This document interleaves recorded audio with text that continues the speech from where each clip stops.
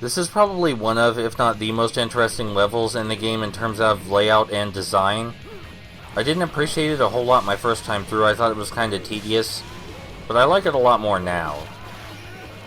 In this first room, I'm fairly certain you're meant to use your zombie shields to walk through the arrows, which can be done if you do it just right,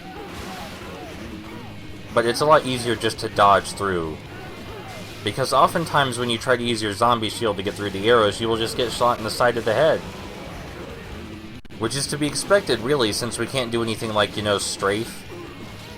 So since this won't work, we're just gonna dodge sideways through the arrows after I try it one more time like an idiot.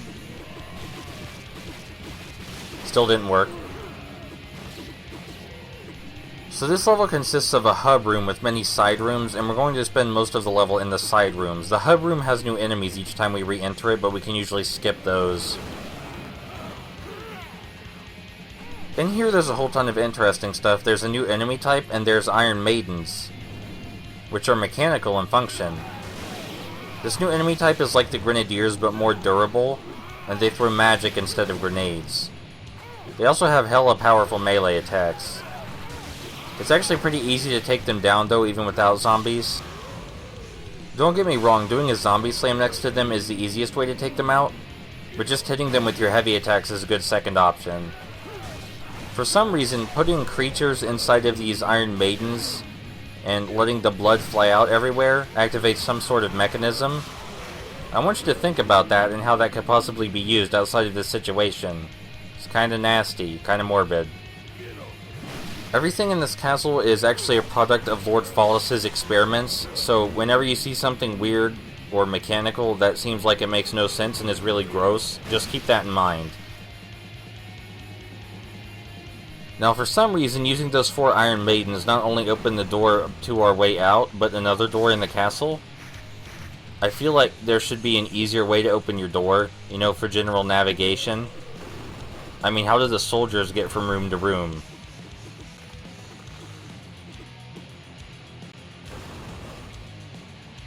I think this is my favorite room. No, this is the wrong one. There's a big powerful machine in the center there which is powering something in the castle. It doesn't matter. It's a power source and it needs to get blowed up.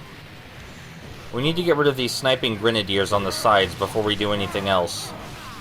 I had a musometer waiting though, so I might as well use that since it makes me invincible. Interestingly enough, you cannot use Grenadier zombies to solve puzzles because they just blow up instead of latch onto the puzzle object. I think I illustrate that right here. Yeah, there you go. Regular zombies and green zombies work just fine. We need to put 4 zombies in the machine before it blows up. Which is actually quite a lot if you aren't smart enough to deal with the Grenadiers before you try it. Because you'll always get blown up before you even get the chance. I'm not quite sure what killed that Ouroboros fellow next to me, but he's dead anyway, which is helpful for us. Yeah, they just blow up. Fallis didn't seem like the type of guy who would have many friends, but I suppose no one in this game does seem like that type. Maybe Gerard, that captain that we fought who turned into a monster using the Holy Seed. Gerard seems like a kind of guy who would have some friends. Friends that he lied to out of terror. But I guess that's still friendship. So this room is now full of Fallis's zombies, but we can just run right past them. As I said, we can just run right past them. There we go. Now we're in my favorite room, I think? No, of course we're not. I was wrong again. I'm a terrible person. This room is just like the other one, but it has those pig monsters from way back in the beginning. I hope you remembered those because the game didn't forget about them. After we deal with the Grenadiers, we need to take them out next before we even attempt to solve the puzzle. They have infinitely respawning huts for some reason. After you kill one of them, several more will just pop out of these little holes made of hay. So I suppose the huts aren't infinitely respawning, but the pigs infinitely respawn out of said huts, and we're stun locked. If you don't have any musometer handy, just mash the heavy attack button. You should have upgraded yourself enough that you can take them all out that way at this point. Even after you do take out all the huts, there's still a ton of them left, way more than there are normal soldiers, actually. which is a lot. As I said way earlier, it's a shame that you can't turn the pig monsters into zombies, but maybe they already are zombies, you never know. None of the characters seem like the type to care about the ethics of experimenting on innocent animals. I'm just gonna put that out there. So even if none of the rooms so far have been explicitly challenging, we can say they've all been interesting, definitely. This is one of the most interesting levels in the game, which is good because it's one of the last levels before the climax. The 5-part long climax. Again, the volume is turned way down for your safety and mine, but when I was playing this, the constant pig screeching really hurt my ears. I do recommend playing this game on a very low volume setting if you ever decide to get it for yourself. I also recommend reinforcing your PSP's buttons. And prepare to grind the first 2 levels repeatedly, especially if you ever plan on using more than one character. I think most of the pig monsters are finally taken care of, so we can actually get to throwing zombies in this hole. Oh wait, there's one right next to the machine. That probably needs to be deadified.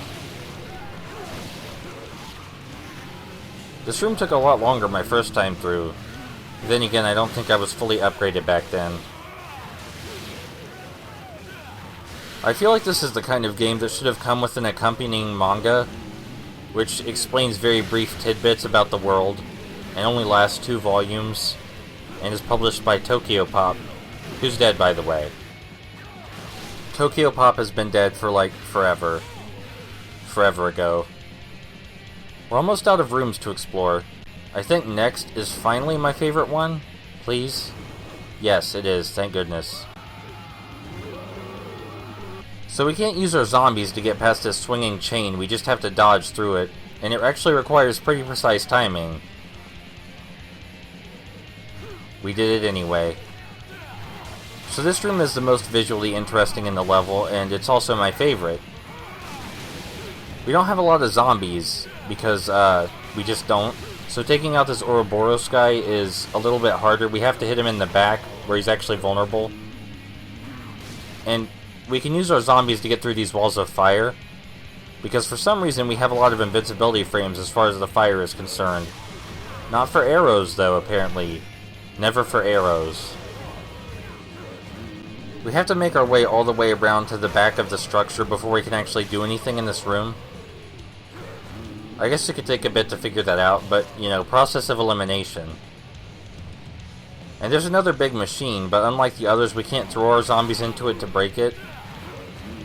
We have to order them to attack it, which isn't that bad, but I would really like to get rid of these Ouroboros guys before we try that. Because otherwise they'll distract us and interrupt our command constantly. The zombies have a hard time attacking the machine. Also, for some reason, I decided to throw them at it. Maybe when I recorded this, I was trying to show you that that doesn't work. Our zombies have a relatively hard time reaching the machine when we order them to go after it. This is because the fire acts like an explosive to them, not to us, but just to them, apparently. The machine doesn't have a lot of health, though. You only really need 1 zombie to get through in order for it to work. And that will eventually happen. Eventually. One of them will probably get blown up toward the machine. Alright, now that that's taken care of, we can finally leave. And by leave, I mean head deeper into the castle.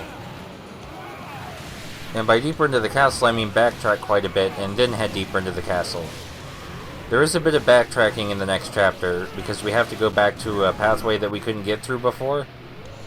But the backtracking section only lasts a couple minutes. And it's kind of backtracking that makes sense, so I can't really blame them. Also, we have new enemies and hazards on the way back, so that's fine. That's perfectly okay with me. Oh no, the iron ball is stopped. Whatever shall we do? I bet we should use our zombies on it. We'll see the iron ball later in a different form. I mean, it looks the same, but it functions differently. A lot of people seem to get stuck at the second time the iron ball appears for a very hilarious reason.